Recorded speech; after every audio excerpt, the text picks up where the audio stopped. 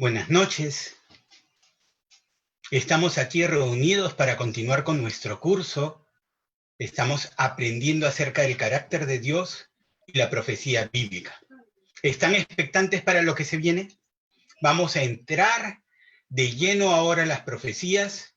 Espero que los que me están viendo y los que se incorporen de aquí en adelante ya hayan hecho su tarea. Recuerden que la semana pasada les encargué leer, bueno, habíamos leído aquí juntos Marcos 13, les encargué leer Lucas 21 y Mateo 24. Y es importante esto porque es un pasaje muy rico, son pasajes muy importantes. Recuerden, cuando empezamos el curso establecimos algo. Establecimos que hay varias escuelas de interpretación escatológica. Realmente hay muchas formas en que se interpreta la palabra de Dios, y ese es el motivo por el cual estamos en este curso, porque lejos de escuchar la historia contada por alguien que nos la cuente simplemente sin ir directamente a todas las referencias, o de repente dando referencias, pero sin haberlas analizado nosotros mismos, nosotros estamos aquí para ver lo que realmente dice la palabra. Si bien hay muchas escuelas, esencialmente se resumen en dos grandes grupos. Hay los preteristas, los que dicen, y han leído, se supone, Mateo 24, por ejemplo. Los preteristas dicen que todas las cosas que ocurren en Mateo 24 ya ocurrieron el año 70 después de Cristo, con la destrucción de Jerusalén, la caída de Jerusalén. Eso es lo que dicen los preteristas. Hay los futuristas, el otro extremo. Dice que todo lo que va a ocurrir en Mateo 24 va a ocurrir de aquí en adelante. O sea, es un evento en el futuro. Entonces tenemos dos extremos. Uno, los que dicen que ya todo Mateo 24 pasó. Es más, en este momento estamos viviendo un milenio un poco largo, pero un milenio al fin. Y hay por el otro lado los que dicen que no ha ocurrido eso y que va a ocurrir. Solamente que lo único que ha ocurrido, bueno, era la destrucción del templo, la destrucción de Jerusalén, pero todo esto está en el futuro. La pregunta es, ¿y dónde estamos nosotros? ¿Qué es lo que nos dice la palabra? Vamos a hacer un análisis de los pasajes de estos capítulos. Quiero ponernos en contexto. Nosotros ya les he leído creo que 2 veces Daniel, el capítulo 9, donde está la profecía de las 70 semanas. En la profecía de las 70 semanas se nos dice a nosotros que al pueblo de Israel y a su santa ciudad Dios le había determinado 70 semanas.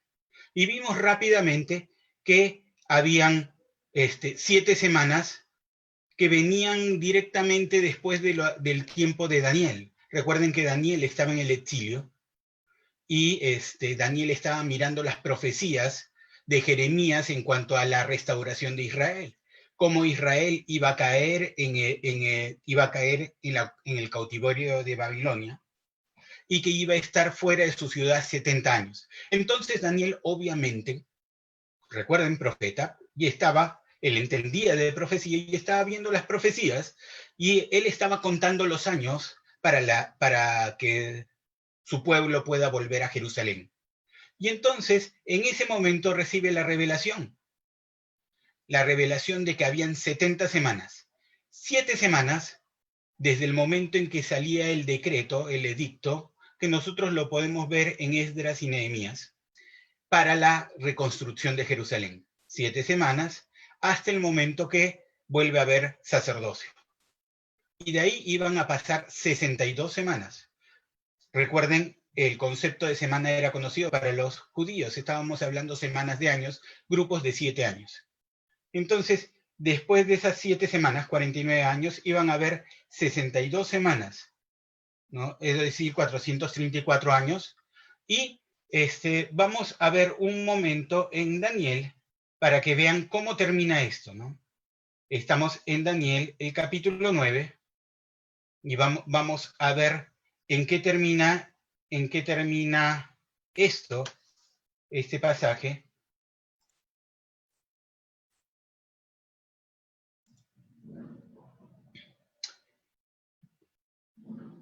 Vamos a ir al versículo 24. Daniel 9:24. ¿Correcto? Se nos dice, 70 semanas están determinadas sobre tu pueblo y sobre tu santa ciudad. Ya hemos hablado acerca de las 7 y de las 62. ¿Correcto? Entonces vamos a saltarnos hasta el fin de la semana 62. Al fin de la semana 62 dice, y después de las 62 semanas, entendamos esto, se acabaron las 62 semanas. 7 más 62, estamos al final de la semana 69. ¿Correcto? Ya estamos al final, ¿eh? No es el inicio, es el final de la semana 69. Han acabado las 69 semanas y dice, después de esas últimas 62 semanas, o sea, la semana 69, se quitará la vida al Mesías, mas no por sí, ya sabemos para quién, para nosotros. Y el pueblo de un príncipe que ha de venir destruirá la ciudad y el santuario, y su fin será con inundación hasta el fin de la guerra durarán las devastaciones. Quiero aclarar y quiero poner énfasis en algunos detalles porque son importantes para lo que vamos a ver más adelante. Dice, la segunda, después de que se quitará la vida al Mesías, ¿no? Dice que el pueblo, ¿quién es el sujeto de esta acción? El pueblo, ¿correcto? El pueblo de un príncipe que ha de venir destruirá la ciudad y el santuario. El pueblo, está hablando del pueblo, no está hablando del príncipe. ¿Saben cuál era el príncipe? En el año 70 después de Cristo, en el año 66 hubo una rebelión en Jerusalén. En el año 66 los judíos se rebelaron contra los romanos, tomaron la ciudad, hubo insurgencia, y fue en ese entonces el general Vespasiano, romano, a acallar la insurgencia. ¿Qué sucede? ¿Qué sucedió? Estuvo ahí del 66 al 69 después de Cristo. El 69 después de Cristo va a Egipto y en Egipto se entera de la muerte de Nerón y cómo lo han nombrado a él el nuevo emperador. Entonces, ahora ya no es el general Vespasiano, ahora es el emperador Vespasiano. Entonces ya no va a regresar a Jerusalén, pero manda a su hijo, el príncipe, a su hijo, el ahora general Tito. Lo manda a acabar con la insurrección en Jerusalén. Este general Tito, que luego va a ser emperador de Roma, posteriormente se vuelve emperador de Roma, este general Tito es el que llega a Jerusalén, la tiene sitiada y finalmente entra a Jerusalén, la destruye, quería salvar el templo, pero en el camino el templo es incendiado y todo el templo es destruido y como dijo el Señor Jesucristo, no quedó piedra sobre piedra. ¿Correcto? Aquí la profecía, y vuelvo a mostrarles el pasaje, la profecía no habla del príncipe, habla el pueblo de un príncipe que ha de venir. El príncipe era Tito. Pero el pueblo de un príncipe que ha de venir, destruirá la ciudad y el santuario. Entendamos, ya no hay templo. Y su fin será con inundación y hasta el fin de la guerra durarán las devastaciones. El sujeto aquí era el pueblo, no era el príncipe, el pueblo. ¿Correcto? Entonces, seguimos al siguiente versículo, ¿no? Y en el siguiente versículo se nos dice, y por otra semana, recuerden, ya había acabado la semana 69, entramos a la semana 70. Y por otra semana confirmará el pacto con muchos. a la mitad de la semana hará cesar el sacrificio y la ofrenda. Ahora, ¿quién era el sujeto? El pueblo. Está hablando de un pueblo que fue el pueblo que llegó a Jerusalén en el año 70 y la destruyó por completo. Y ahora continúa hablando de ese mismo pueblo. ¿Qué pueblo llegó a Jerusalén? El Imperio Romano. ¿Es correcto? ¿Estamos de acuerdo? Ya. El Imperio Romano fue el que destruyó Jerusalén.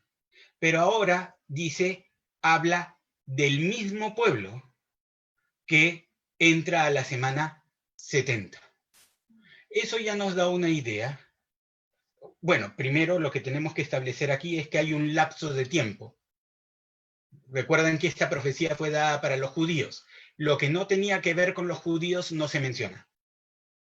Hay un lapso de tiempo entre el fin de la semana 69 y la semana 70. Hay un lapso de tiempo. ¿Por qué digo que hay un lapso de tiempo? Porque lo que nos dice la semana 69, el fin, es que fue destruido el santuario, fue destruido el templo. Luego ya no hay templo, ya no hay adoración, ya no hay sacrificio. Realmente el judaísmo como era antes, como se conocía, había acabado. Se acabó. Pero cuando entramos a la semana 70, se nos habla de que va a hacer pacto con muchos y que a la mitad de la semana hará cesar el sacrificio. Eso significa, para que haya sacrificio, tiene que haber templo. ¿Correcto? Entonces, ese templo que se destruyó el año 70 después de Cristo, tiene que volver a aparecer. ¿Cuándo? No lo sé, pero tiene que volver a aparecer. Es un requisito para entrar la semana 70. Ese templo tiene que existir. Hoy en día, si ustedes ven las noticias, hay muchos planes, muchos proyectos para reconstruir el templo por parte de Israel. Quieren reconstruir el templo, ya tienen definido el lugar donde se tiene que construir el templo, están viendo todos los medios, pero obviamente la zona del Medio Oriente es una zona muy convulsionada, entonces tiene que darse algo, ciertas condiciones muy especiales para que ese templo pueda volver a construirse. Es más, por ahí está la mezquita, hay una mezquita muy famosa, si no me equivoco, la mezquita de Omán. Entonces, tienen que darse unas condiciones muy precisas para que ese templo pueda construirse. Eso no se ha dado, ¿correcto? Entonces, hablamos de un lapso de tiempo y podríamos decir claramente, nosotros estamos en medio entre la semana 69 y la semana 70. No quiero que esto lo acepten porque yo lo digo. Por eso es que estoy mostrando los pasajes. Es necesario que en la semana 70 existe el templo. Pero en la semana 69 ese templo fue destruido. Entonces tiene que ser reconstruido en algún momento. Ahora hay planes, pero todavía no existe. Entonces, quedemos con esa idea en este momento. Y ahora sí, vamos a ver la tarea que estuvieron viendo. Estábamos hablando nosotros acerca de Marcos, porque leímos Marcos primero, Marcos 13. Les expliqué que Marcos, el Evangelio según San Marcos, fue el primer evangelio, históricamente hablando, el primer evangelio en ser escrito. Es el evangelio más corto,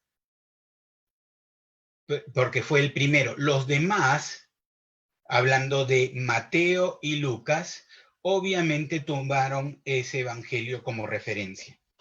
Entonces, podríamos decir que o fueron escritos por su parte, pero existía ya el evangelio según San Marcos, ¿correcto? Entonces, nosotros estuvimos viendo y me interesa a mí el hecho de que ya leyeron estos pasajes, porque voy a hacerles una comparación de estos evangelios. Pero antes de eso, vamos un momento. Quiero pedirles que me acompañen un momento. Vamos a Mateo, Vamos a dar una pequeña vista del Evangelio de Lucas, ¿correcto? Vamos a Lucas, el capítulo 21, vamos a ver desde el versículo 5. Solamente me interesan tomar puntos clave, ¿correcto? Lucas, el Evangelio según San Lucas, el capítulo 21, vamos a ver desde el versículo 5 en adelante. Y se nos dice, y a unos que hablaban, recuerden, Jesús está en Jerusalén y estaba en el templo y a Jesús le empiezan a hablar y le dice, y a unos que hablaban de que el templo estaba adornado de hermosas piedras y ofrendas votivas, les dijo, en cuanto a estas cosas que veis, días vendrán en que no quedará piedra sobre piedra que no sea destruida. Esa es la profecía de Jesús. No iba a quedar del templo piedra sobre piedra. Y entonces le hacen la pregunta obvia. Recuerden, está hablando con judíos. Los judíos le hacen la pregunta obvia. Si a ti te dicen, este templo tan maravilloso que estás viendo, este templo va a ser destruido, ¿qué pregunta se te viene a ti primero? La pregunta obvia es, ¿cómo? ¿Cuándo va a ocurrir esto? ¿Cierto? Esa es la pregunta obvia. Pero los judíos tenían una segunda pregunta obvia, porque recuerden, y les expliqué anteriormente, que para los judíos, si bien la palabra nos muestra en las profecías dos apariciones del Mesías, un Mesías sufriente, que era el que iba a morir en la cruz, aquel que vemos en Isaías 53, cuando vemos que fue desfigurado de tal manera que no parecía hombre, que fue el que llevó nuestras enfermedades y sufrió nuestros dolores, que Dios puso sobre él el pecado de todos nosotros, ¿correcto? Ese era el Mesías sufriente. Pero también había un Mesías reinante, ¿no? Aquel que iba a tener el cetro de David por siempre, ¿no? El que iba a reinar con vara de hierro. Entonces, ahí tienes dos figuras. Curiosamente, los israelitas, y me parece que eso es costumbre de todos, cada uno escoge la parte que le conviene. Entonces, para los israelitas era inconcebible que el mismo Mesías que iba a ser sufriente sea el Mesías reinante. Entonces ellos esperaban un Mesías reinante, un caudillo que los iba a liberar políticamente. Recuerden que para el hombre natural las cosas que son del Espíritu de Dios son locura. Un hombre natural no podía entender el reino del Espíritu. Y entonces los fariseos, los religiosos y los hombres que interpretaban las profecías, la única forma que tenían de interpretar esto era como un reino político. Y entonces tenían al Mesías como un gran caudillo que los iba a liberar del yugo del imperio de turno, que finalmente iba a establecer un reino de Israel sobre todo el mundo. Con eso en mente, la pregunta obvia, y vamos a ver la pregunta que le hacen precisamente aquí. Incluso Mateo lo pone un poquito más directo, ¿no? ¿Vieron? Va a ser destruido el templo, pregunta obvia, y le preguntaron diciendo, maestro, ¿cuándo será esto? ¿Cuál fue la pregunta que le hicieron? ¿Cuándo será esto? ¿Qué era esto? La destrucción del templo, ¿correcto? ¿Y qué señal habrá cuando estas cosas estén para suceder? Vamos a ver lo mismo en Mateo. En Mateo, el capítulo 24. En Mateo, el capítulo 24, igual, Jesús les dice en el versículo 2, Mateo 24, versículo 2, respondiendo a él a la afirmación de lo que le están mostrando el templo, respondiendo él les dijo, ¿veis todo esto? De cierto os digo que no quedará aquí piedra sobre piedra que no sea derribada. una vez más, vienen las preguntas. Y estando él sentado en el monte de los olivos, los discípulos se le acercaron aparte, diciendo, dinos, ¿cuándo serán estas cosas? ¿Qué cosas? La destrucción del templo, ¿correcto? Eso era lo que importaba. Jesús había afirmado que el templo iba a ser destruido. ¿Cuándo será la destrucción del templo? ¿Y qué señal habrá de tu venida y del fin del siglo? Entonces, esa es una pregunta compuesta. La segunda pregunta, ¿qué señal habrá de tu venida? Recuerden, ellos tenían siempre en mente ¿qué cosa? Tenían en mente que Jesús iba a ser el caudillo, el rey que iba a restablecer el reino, el reinado de Israel, la hegemonía de Israel. Entonces, si ellos de pronto ya la idea les estaba alumbrando, el templo iba a ser destruido, correcto, ya de pronto se estaban dando cuenta que algo iba a ocurrir, pero como ellos tenían la idea del rey que iba a levantar, a volver a traer la gloria a Israel, ellos entendían que ese templo iba a tener que ser reconstruido. Y entonces para eso establecieron la segunda pregunta. ¿Y qué señal habrá de tu venida y del fin del siglo?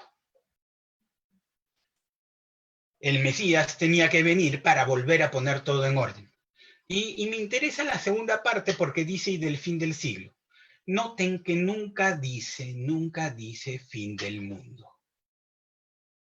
La gente, y cuando empezamos este curso, establecimos que todas las profecías del diablo siempre son fatalistas. Y es verdad porque el diablo no tiene nada bueno por venir, no hay nada bueno para él. Correcto. El diablo no puede estar optimista acerca del futuro, pero los hijos de Dios sí. Para nosotros todo termina bien. Y establezcamos algo. Cuando los judíos hablaban del fin del siglo, no se referían al fin del mundo, sino se referían al momento en que el reino de Israel de nuevo sea restaurado. Eso era lo que tenían en mente.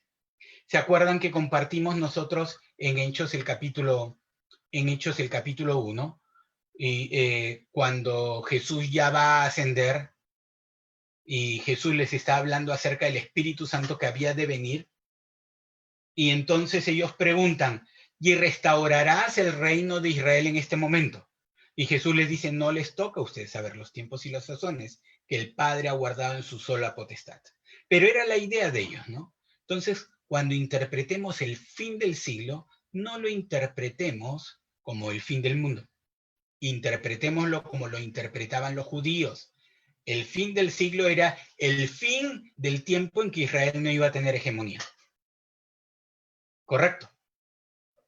Ya, con esas cosas en mente, entiendo que ya han leído estos pasajes. De todas maneras, me gustaría ver con ustedes un momento algunos pasajes en Lucas el capítulo 21. Quiero establecer periodos y después les voy a poner todos los periodos, los 3 evangelios juntos para ver los versículos y los pasajes. ¿Correcto? En Lucas, el capítulo 21, Lucas, el capítulo 21, del 5 en adelante,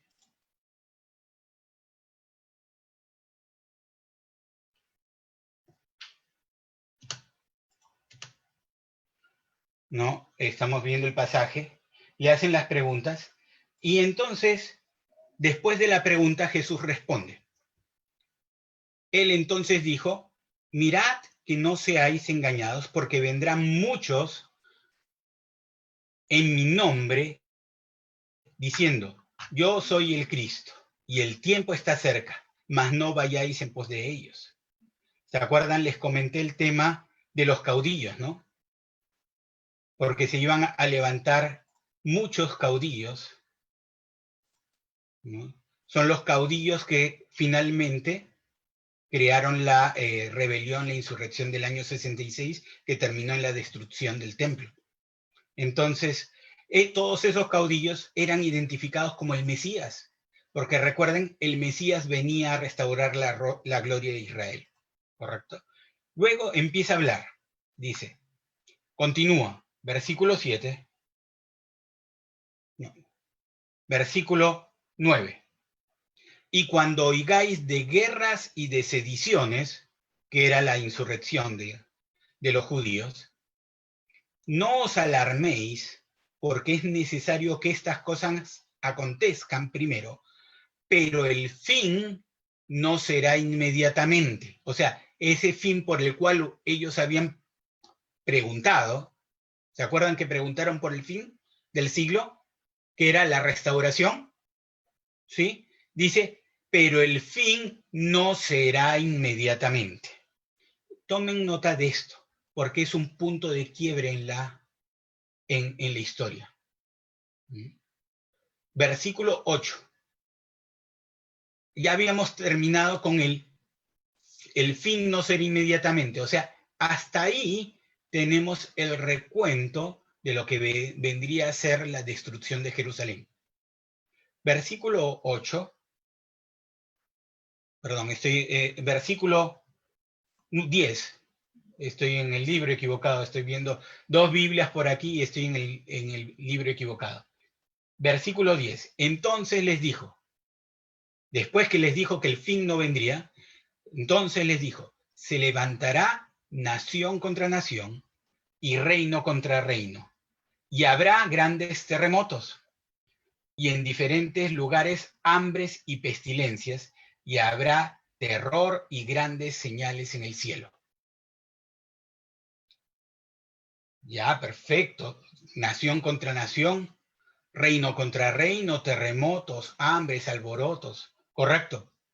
Terror y grandes señales, ¿no? Grandes señales en el cielo. ¿Hubo grandes señales en el cielo en la destrucción de Jerusalén?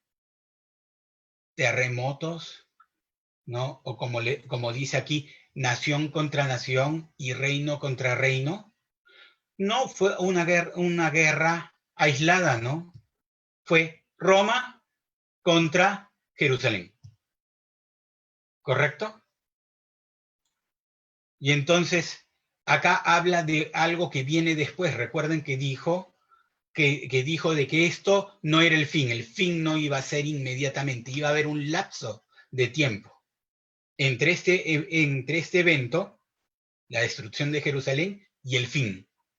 Y entonces describe esto, que obviamente son eventos posteriores, y regresa en el versículo 12.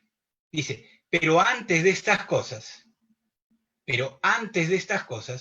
os echarán mano y os perseguirán y os entregarán a las sinagogas y a las cárceles y seréis llevados ante reyes. Seréis llevados ante reyes y ante gobernadores por causa de mi nombre.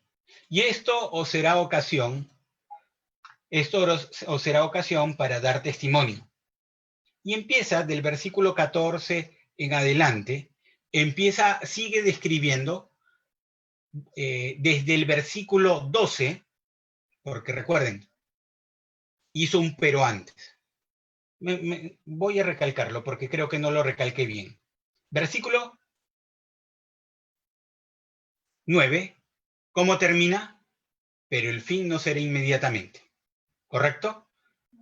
Y versículos 10 y 11 está hablando de cosas que van a ser después del fin, porque el versículo 10 dice, entonces les dijo, después de este evento, se levantará nación contra nación y reino contra reino, y vienen los terremotos y los hambres y pestilencias y señales, etc. Pero de pronto en el versículo 12 regresa y dice, pero ¿antes de qué? Antes de que se levante nación contra nación y reino contra reino, y antes de los terremotos, de las hambres, de las pestilencias y de las grandes señales en el cielo, antes, ¿no? Entonces, el versículo 12 está regresando a la caída de Jerusalén. Está continuando la historia del versículo 9. Y entonces del versículo 12 en adelante, dice que les van a echar mano, les perseguirán, les entregarán a las sinagogas, van a dar testimonio, les da instrucciones acerca de ese testimonio, cómo lo van a dar, ¿no? Sigue con las instrucciones que iban a ser entregados incluso por sus mismas familias, ¿no? Y iban a ser aborrecidos por causa de su nombre.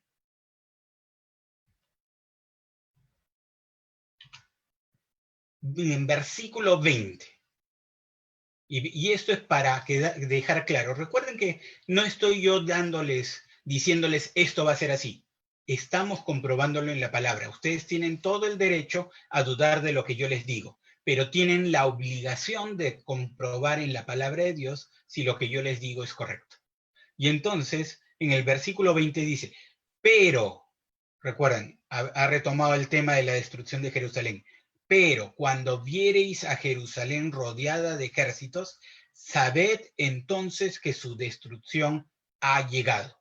Los preteristas dicen, recuerden, estamos viendo las corrientes, los preteristas dicen que todos estos pasajes, que Apocalipsis, el libro de Apocalipsis, no es más que una descripción de la caída de Jerusalén. Es más, está hablando, es una descripción del Imperio Romano y toda la destrucción que hubo en Jerusalén. ¿Correcto? Pero miren lo que dice el Señor Jesucristo. Recuerden, si ustedes leen y vamos a verlo, vamos a dar un vistazo al libro de Apocalipsis, pero en Apocalipsis sí hay un momento en que Israel es rodeada de ejércitos. Pero ¿saben qué? Está el Mesías ahí. Y como está el Mesías defiende a Israel. O sea, estoy hablando tal y como dice Apocalipsis, ¿correcto? ¿No? Defiende a la ciudad santa. Ahora, no estoy yo infiriendo todavía, estoy simplemente siendo textual con lo que dice la palabra. No he inferido si va a haber una guerra contra Israel en un futuro, no estoy diciendo nada de eso. Solamente estoy haciendo la comparación Mateo 24 versus Apocalipsis. Cuando Jerusalén es rodeada de ejércitos en Apocalipsis, Jesús la defiende y Jerusalén no es destruida. Pero acá, volviendo aquí a este pasaje, Jesús dice, pero cuando viereis a Jerusalén rodeada de ejércitos, ¿qué cosa tienes que saber? Que su destrucción ha llegado. Este evento ocurrió el año 70 después de Cristo, cuando el general Tito, hijo de Vespasiano, ¿no? Con el ejército romano, destruyó la ciudad de Jerusalén. Esta es la referencia de Daniel que vimos hace un rato, ¿no? El príncipe de un pueblo, o sea, el pueblo de un príncipe que ha de venir. Ese era el príncipe Tito, que después fue emperador de Roma, ¿no? Esto no se refiere al evento en Apocalipsis. Continuamos con esto, ¿no? Y entonces da una serie de instrucciones a los judíos. ¿No? Los que estén en Judea huyan a los montes, son instrucciones a los judíos que iban a estar en la caída de Jerusalén, porque son días de retribución para que se cumplan todas las cosas que están escritas. Sigue hablando y versículo 24 dice, y caerán a filo de espada y serán llevados cautivos a todas las naciones, y Jerusalén será hollada, será pisoteada por los gentiles hasta que los tiempos de los gentiles se cumplan. Hoy día vamos a empezar a tomar nota de eventos, ¿correcto? Miren, acá vamos a tomar un evento. Dice, caerán a filo de espadas, entendemos que es la destrucción de Jerusalén, y serán llevados cautivos a todas las naciones. ¿Ocurrió o no ocurrió? Sí ocurrió. Los judíos fueron llevados cautivos a todas las naciones, fueron dispersados, salieron de su tierra, desde esa época no había un Israel en la tierra en la tierra de Judea, no existía. El pueblo de Israel fue llevado cautivo por los romanos, fueron dispersados por todo el mundo, de tal manera que hoy en día hay judíos por todo el mundo. Correcto. No hubo una reunificación de Israel hasta 1947 o 1948. 47 cuando lo que vendría a ser después las Naciones Unidas estableció un territorio para Israel, y 48 cuando se formalizó, ¿no? Con una guerra, para variar, ¿no? Pero antes de eso los israelitas no tenían pueblo, fueron dispersados por todo el mundo. Y aquí ese pasaje precisamente da a ver ese detalle, ¿no? Dice que serán llevados cautivos a todas las naciones y Jerusalén será pisoteada, hollada, pisoteada por los gentiles, los no judíos. Pero hay un hasta, y tomen nota aquí de ese hasta. Hay un límite, hay un tiempo límite, hasta que los tiempos de los gentiles se cumplan. Lo repito, hasta que los tiempos de los gentiles se cumplan. Hay algo que Jesús llamó tiempos de los gentiles, un periodo de tiempo que pertenece estrictamente a los gentiles. Hasta aquí me siguen. Estamos definiendo eventos. Recuerden que estamos aprendiendo esto como que nunca nos lo enseñaron. Entonces, dentro de los eventos que hemos visto, hemos visto pues desde Daniel, no cabe a nuestro estudio. Recuerden que nosotros somos la iglesia. No cabe a nuestro estudio de repente ponernos a ver que sí podemos ver con fechas y todo los eventos que se llevaron a cabo en las semanas de la 1 a la 7 y luego de la 8 a la 62. Entendemos que terminada la semana 62, que si uno lleva la cuenta de los años, es el año 30 después de Cristo. Daniel dice, o sea, la profecía que vino a Daniel dice que terminada esa semana se le quitaría la vida al Mesías. Ahí ya no se cuenta otra semana, o sea, ya terminó la semana y terminando la semana se le quita la vida al Mesías, mas no para él, y luego viene, se menciona el pueblo, el príncipe que ha de venir, que iba a destruir la ciudad y el santuario. Eso ocurrió, un evento, caída de Jerusalén, año 70 después de Cristo. Pero aquí Jesús nos dice que luego de ese evento, y vuelvo a ponerles el versículo para que quede claro, se nos dice aquí que luego de ese evento, luego de que sean llevados cautivos a todas las naciones, dice que Jerusalén será hollada por los gentiles por un periodo de tiempo. ¿Cuánto? Hasta que los tiempos de los gentiles se cumplan. Entonces hay un concepto por ahí que está dando vueltas que se llama el de los tiempos de los gentiles. ¿Es correcto? Bien. Vamos, quiero ver otro pasaje en Mateo 23. En Mateo 23.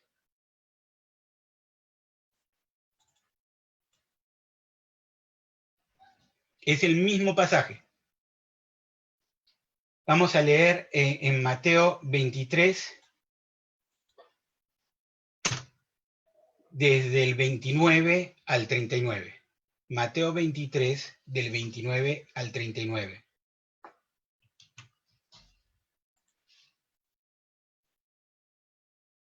Jesús está hablando con los escribas, está en el templo, está en Jerusalén, ¿correcto? Está hablando con los escribas y tomen esto como profecía. Jesús está profetizando.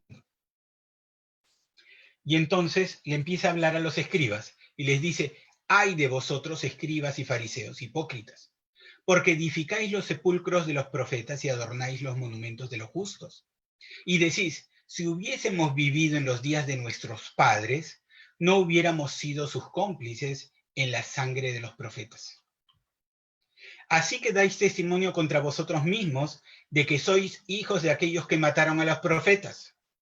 Miren, los fariseos decían, miren, si nosotros hubiéramos vivido en aquella época, no hubiéramos apedreado, matado, aserrado a los profetas, los hubiéramos oído. Pero recuerden que Jesús estaba en medio de ellos y no le escuchaban a Jesús. Pero dice, así que dais testimonio contra vosotros mismos de que sois hijos de aquellos que mataron a los profetas. Vosotros también llenad la medida de vuestros padres. Serpientes, generación de víboras, ¿cómo escaparéis de la condenación del infierno? Por tanto, y aquí viene la profecía, por tanto, he aquí yo os envío profetas y sabios y escribas. Y de ellos, ¿saben de quiénes está hablando? De los primeros cristianos judíos. Y de ellos, a unos mataréis y crucificaréis, y a otros azotaréis en vuestras sinagogas, y perseguiréis de ciudad en ciudad, para que venga sobre vosotros toda la sangre justa que se ha derramado sobre la tierra, desde la sangre de Abel el justo, hasta la sangre de Zacarías, hijo de Berequías, a quien matasteis entre el templo y el altar. De cierto os digo que todo esto vendrá sobre esta generación. ¿A quién le está hablando? Le está hablando en este instante, le está hablando a los fariseos. ¿Correcto? Este es el fundamento de los preteristas para decir que todo lo que viene es lo que ocurrió en el año 70. Pero vamos a ver a qué se refiere Jesús. ¿Qué es lo que iba a venir sobre la generación de esos fariseos? Continúa diciendo, Jerusalén, Jerusalén, que matas a los profetas y apedreas a los que te son enviados. ¿Cuántas veces quise juntar a tus hijos, como la gallina junta sus polluelos debajo de las alas, y no quisiste? He aquí, la profecía, he aquí vuestra casa os es dejada desierta. Está hablando la tierra de Jerusalén, la tierra de Israel. Porque os digo, y aquí viene un plazo, ¿correcto? Porque os digo que desde ahora no me veréis hasta que digáis, bendito el que viene en el nombre del Señor. Desde ahora no me veréis hasta que digáis, bendito el que viene en el nombre del Señor. Esa era la profecía. Iban a dejar de verlo, no iban a verlo, y es un hecho que los judíos, Israel como nación, si bien hay judíos que han aceptado a Jesús, Israel como nación no ha aceptado al Mesías. Y de hecho no le ve. Y no le va a ver hasta que llegue un momento. ¿Cuál va a ser ese momento? El momento en que ellos digan, bendito el que viene en el nombre del Señor. Estamos hablando, aquí Jesús está profetizando que en algún momento Israel va a volver a verlo, porque en ese momento lo van a aceptar a él. Va a haber un momento de aceptación de Jesús por parte de Israel. ¿Se acuerdan que siempre les he dicho de que el Antiguo Testamento, realmente la ley, es toda una gran profecía? ¿Cierto? Bueno, quiero que me acompañen un momento. Vamos a ver en Deuteronomio el capítulo 4. Vamos a Deuteronomio el capítulo 4. Vamos a leer desde el 23 al 31. Deuteronomio el capítulo 4, desde el 23 al 31. Se nos dice, es Moisés hablando, es el mensaje de despedida de Moisés. Y Moisés era profeta y Moisés está profetizando. Y les dice, guardaos, o sea, cuídense, no os olvidéis del pacto de Jehová vuestro Dios. Estoy leyendo en Reina Valera en 1960. ¿No? De repente otra Biblia dice Yahvé. No, el hecho es que se refiere a Dios. Dice, guardaos, no os olvidéis del pacto de Jehová vuestro Dios, que él estableció con vosotros, y no os hagáis escultura o imagen de ninguna cosa que Jehová tu Dios te ha prohibido. Porque Jehová tu Dios es fuego consumidor, Dios celoso. Cuando hayáis engendrado hijos, recuerden, Israel está a punto de entrar a la tierra prometida. Los va a hacer entrar Josué. Es el mensaje de despedida de Moisés. Cuando hayáis engendrado hijos y nietos y hayáis envejecido en la tierra, si os corrompiereis e hiciereis escultura o imagen de cualquier cosa, en otras palabras, idolatría. Pero idolatría no habla solamente de hacerse una imagen, porque a veces uno se hace una escultura y una imagen que no es físicamente una imagen, pero que sí es un objeto de culto. La Biblia habla de que los avaros son idólatras. ¿Por qué? Su culto al dinero, por dar un ejemplo, ¿no? Entonces, el que hace pecado, esclavo es del pecado, o sea, idolatra el pecado. Correcto. Entonces, está hablando de eso, en forma en que ellos lo podían entender. Entonces dice, si os corrompiereis y se hicieres escultura o imagen de cualquier cosa, e hicieres lo malo ante los ojos de Jehová vuestro Dios, para enojarlo, yo pongo hoy por testigos al cielo y a la tierra, que pronto pereceréis totalmente de la tierra hacia la cual pasáis el Jordán para tomar posesión de ella. No estaréis en ella largos días sin que seáis destruidos. Y Jehová os esparcirá entre los pueblos. Dispersión. Y quedaréis pocos en número entre las naciones a las cuales os llevará Jehová. Y serviréis allí a dioses hechos de manos de hombres, de madera y de piedra, que no ven, ni oyen, ni comen, ni huelen. Versículo 29. Mas, si desde allí buscares a Jehová, tu Dios, si desde allí buscares a Jehová tu Dios, lo hallarás, si lo buscares de todo tu corazón y de toda tu alma. Cuando estuvieres en angustia, cuando estuviereis en angustia, y te alcanzaren todas estas cosas, si en los postreros días, tomen nota de la palabra, postreros días, si en los postreros días te volviereis a Jehová tu Dios y oyeres su voz. Porque Dios es misericordioso, Jehová tu Dios, no te dejará ni te destruirá, ni se olvidará del pacto que juró a tus padres. Retrocedo un poco para que quede claro.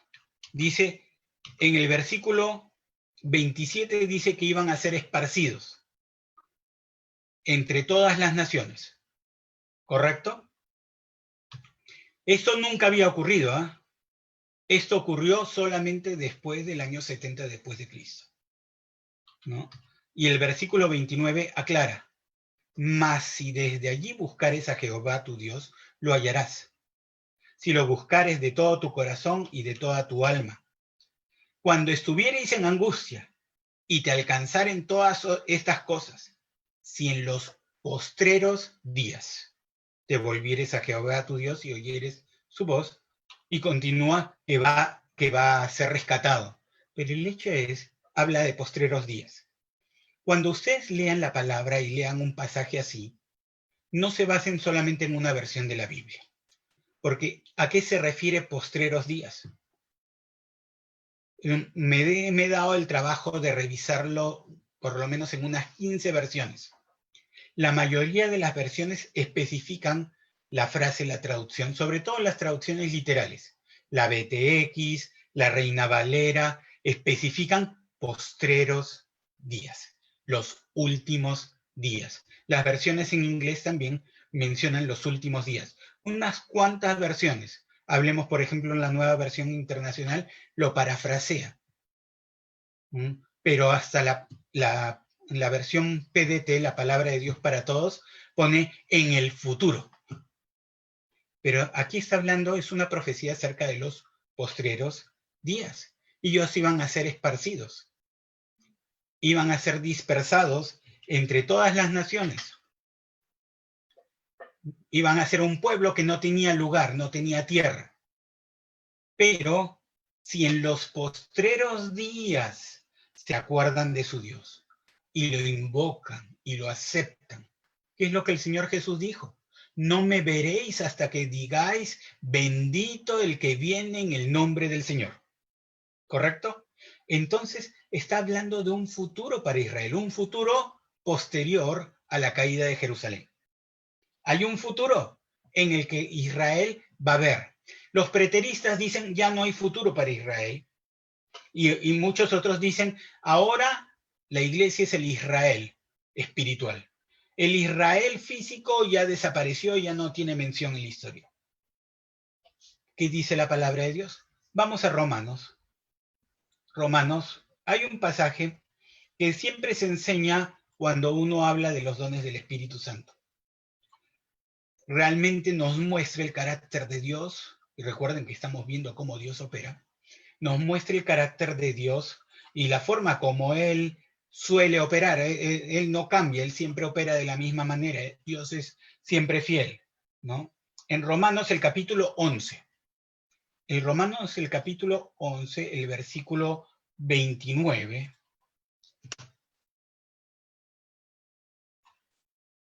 Como les digo, este pasaje se suele citar para hablar de los dones del Espíritu, y es correcto porque es la forma de actuar de Dios.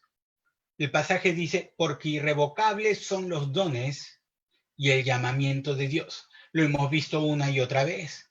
Vimos a un juez, Sansón, que fue en toda su vida infiel, totalmente infiel al llamado de Dios. Sansón tenía el llamado de Dios de liberar a su pueblo de los filisteos, pero tenía que vivir una vida santa. Vivió todo menos una vida santa. Sin embargo, cuando él se arrepintió, cuando estaba en manos de los filisteos, ese día Dios fue fiel, lo oyó y ese día terminó con el yugo, cumplió el propósito que Dios tenía para él, ¿no? Terminó con el yugo de los filisteos sobre Israel. Entonces, irrevocables son los dones y es irrevocable el llamamiento de Dios. Pero vamos a ver en qué contexto este pasaje se escribe, para entender también un poco más, ¿no? Si nosotros vemos en el versículo 25, Romanos, capítulo 11, versículo 25, está hablando de Israel. Dice, porque no quiero, hermanos, que ignoréis este misterio, para que no seáis arrogantes en cuanto a vosotros. Recuerden, Pablo le está escribiendo esta carta a los romanos. Los romanos eran gentiles, no eran israelitas, eran gentiles. Entonces les escribe a los gentiles y les dice, no quiero, hermanos, que ignoréis este misterio, para que no seáis arrogantes en cuanto a vosotros mismos, que ha acontecido a Israel endurecimiento en parte. O sea, los israelitas se han endurecido en parte, hasta que haya entrado. ¿Se acuerdan que habíamos hablado del tiempo de los gentiles? Miren, acá también aparece, hasta que haya entrado la plenitud de los gentiles. Jesús dijo que los gentiles, que Jerusalén iba a ser hollada por los gentiles hasta que se acabe el tiempo de los gentiles. Acá dice, que ha acontecido a Israel endurecimiento en parte hasta que haya entrado la plenitud de los gentiles. Luego, todo Israel será salvo. Como está escrito, vendrá de Sión el libertador, que apartará de Jacob la impiedad. Dice, luego todo Israel será salvo. ¿En qué momento estaba escribiendo Pablo esto? Primero se lo escribía a los romanos y Pablo se lo escribía ya en el tiempo de la iglesia, ¿correcto? Jesús ya había muerto, había resucitado, había subido al cielo y Pablo está escribiendo en el tiempo de la iglesia. Y dice, luego todo Israel será salvo, como está escrito, vendrá de Sión el libertador, que apartará de Jacob la impiedad. Y este será, es Dios el que está hablando, porque Pablo está citando la profecía, y este será mi pacto con ellos, cuando yo quite sus pecados. Así que, en cuanto al Evangelio, sigue hablando Pablo, son enemigos por causa de vosotros, porque el Evangelio se estaba predicando a los gentiles y los gentiles eran los que estaban aceptando el Evangelio. Entonces, en cuanto al Evangelio, los israelitas eran enemigos. Pero en cuanto a la elección, son amados por causa de los padres. En cuanto a la elección, Dios los amó, Dios los eligió, Dios eligió al pueblo de Israel porque tenía un pacto con sus padres, con el pacto que había jurado a Abraham, a Isaac y a Jacob. Correcto. Entonces ya no era por Israel mismo. Israel estaba duro, Israel había rechazado al Mesías, Israel se había apartado de Dios. Sin embargo, aquí Dios se mantiene siempre fiel, ¿no? Dice, pero en cuanto a la elección, son amados por causa de los padres. Y aquí es donde dice, porque irrevocables son los dones y el llamamiento de Dios. ¿A qué se refiere? Dios llamó a Israel como nación.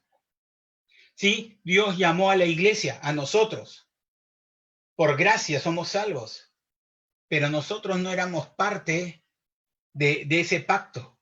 Fuimos injertados. Si ustedes leen, dense el trabajo de leer todo el capítulo 11 de Romanos, van a ver que habla de cómo Israel era la vid y cómo nosotros fuimos insertados en esa vid, ¿no? Y entonces continúa con Israel y dice, porque irrevocables son los dones y el llamamiento de Dios. Pues como vosotros también en otro tiempo erais desobedientes a Dios, pero ahora habéis alcanzado misericordia por la desobediencia de ellos, así también estos ahora han sido desobedientes, para que por la misericordia concedida a vosotros, ellos también alcancen misericordia. Porque Dios sujetó a todos en desobediencia para tener misericordia de todos. Vamos a retroceder unos versículos. Y noten en el versículo 25, la segunda parte dice que ha acontecido a Israel endurecimiento en parte hasta, hay un tiempo límite, hasta que haya entrado la plenitud de los gentiles o hasta que el tiempo de los gentiles se haya cumplido. ¿Cuál es el tiempo de los gentiles? El tiempo en que iban a hollar, a pisotear Jerusalén. Entonces, llega un momento en que todo Israel va a ser salvo. Lo ven aquí en el pasaje.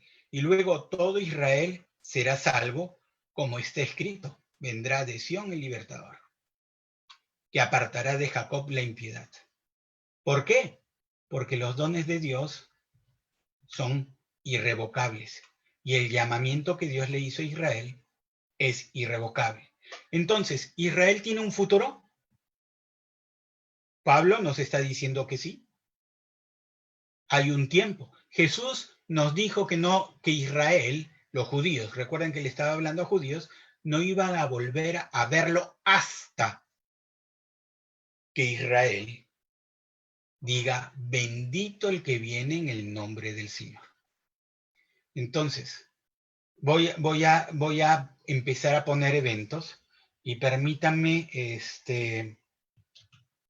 vamos a empezar a establecer eventos en base a todo lo que hemos estado leyendo, ¿correcto? ¿No? En Mateo, también entiendo que han leído Mateo, entonces vamos a poner bien claro los eventos. ¿Cuáles eran las preguntas que se hicieron? Y vamos a ver las respuestas. Preguntas.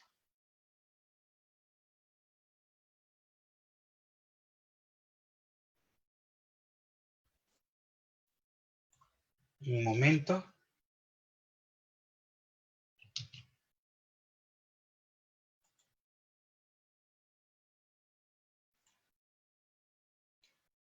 No sé si en este momento, me figuro que sí. Me figuro que en este momento se están viendo las preguntas que le hicieron a Jesús. Primera pregunta, ¿cuándo será la destrucción del templo, ¿no? Segunda pregunta, ¿qué señal habrá cuando esto esté por suceder? Mateo aclara la pregunta y dice, ¿qué señal habrá de tu venida y del fin del siglo? Y vamos a hacer una conciliación de Marcos, Lucas y Mateo. Vamos a empezar a conciliar Marcos, Lucas y Mateo, ¿no? Si ustedes ven aquí en el cuadro, van a ver, he puesto ahí eventos. El primer evento que he puesto es la destrucción de Jerusalén, podría aclarar la destrucción del templo. Ese evento marca el fin del judaísmo. Si nosotros lo vemos aquí en el cuadro, vemos que eso está en Marcos 13, versículos del 5 al 7. En Lucas, ya vimos que hay un salto en Lucas, del 8 al 9 y del 12 al 24. Y en Mateo 24 aparecen los versículos del 4 al 6, en la destrucción de Jerusalén. Habíamos hablado de un tiempo de los gentiles, ¿cierto? El tiempo de los gentiles está profetizado en Lucas 21-24. Si se ve aquí, Lucas 21-24, y se menciona en Mateo 24 del 23, perdón, vean, en Mateo 23, este es Mateo capítulo 23, del 38 al 39, cuando Jesús habla, ¿no? Y vamos a ver también, habla de una tribulación.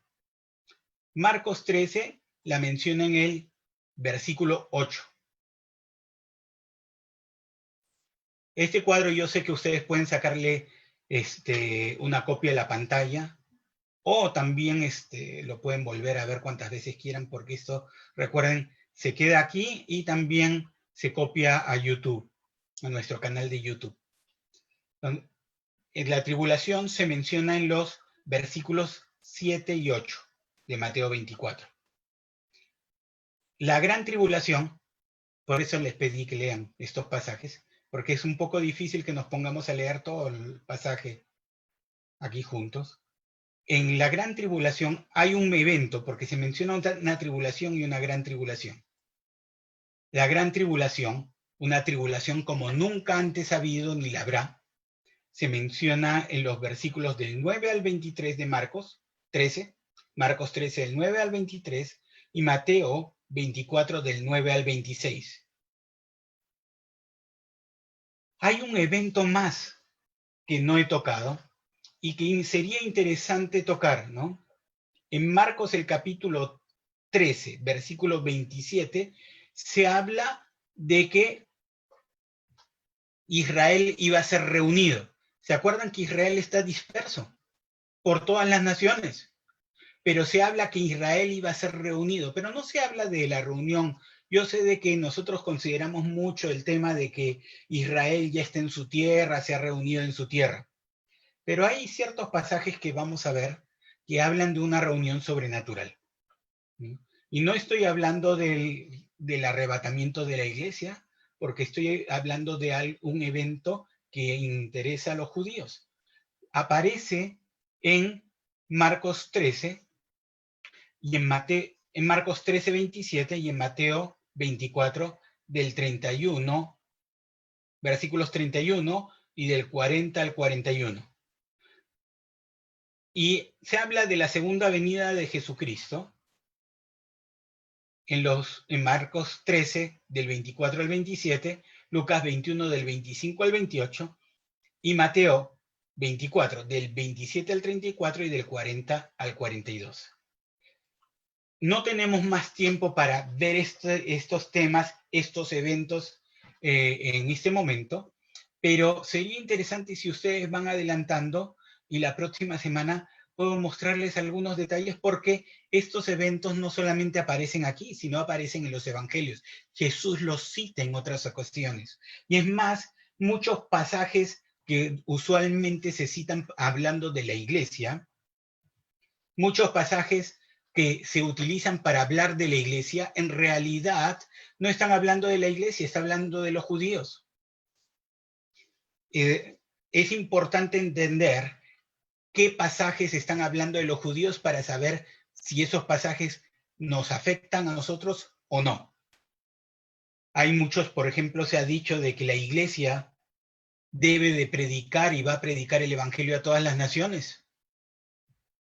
Y eso no es para la iglesia no va a tener ese privilegio. Ese privilegio se lo ha reservado Dios a los judíos, a los cuales les va a costar sangre y lágrimas hacerlo. Entonces vamos a ver, no me crean a mí, lean los pasajes, lean estos capítulos, vuelvan a leer, vean la comparación que yo les he hecho, ese cuadro que les he puesto, y para que puedan comparar, porque de aquí, la próxima clase, vamos a hacer la comparación y vamos a ver estos eventos en esos pasajes, pero también vamos a ver otros pasajes en los evangelios donde el mismo Señor Jesucristo profetiza esto. Y van a ver peculiaridades.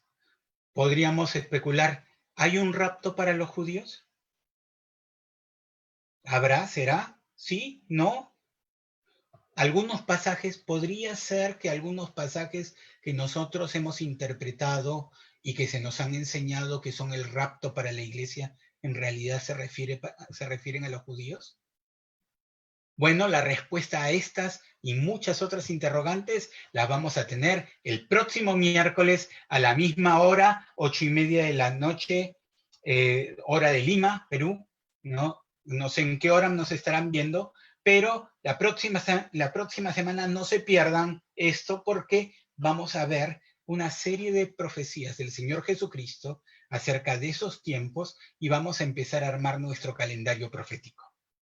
Que tengan una semana maravillosa aquí en la Iglesia del Dios Viviente en Lima, Perú. Les amamos mucho, ¿no? Y a pesar de las circunstancias que podamos estar viviendo, estamos reunidos aquí como una iglesia. O sea, estamos todos en nuestras casas. Algunos dirán, bueno, al pastor le gusta mucho el tema de marcas, ¿no? Pone su logo por todos lados. Sí, me gusta el tema de marcas, pero este logo lo he puesto porque estoy en mi casa. Y a ver, soy sincero, quiero tapar lo que está atrás. Entonces, somos una familia, estamos todos unidos en esto, estamos en cuarentena en este momento, pero seguimos siendo una iglesia donde sea que nos encontremos. Que tengan una semana sobrenatural, pásenla bien, recuerden que Dios les ama, que no hay nada, ni nada malo que pueda venir a ustedes si ustedes ponen su confianza en el Señor, como compartimos el domingo, mas el justo por su fe vivirá. Tengan una maravillosa semana, Dios les bendiga.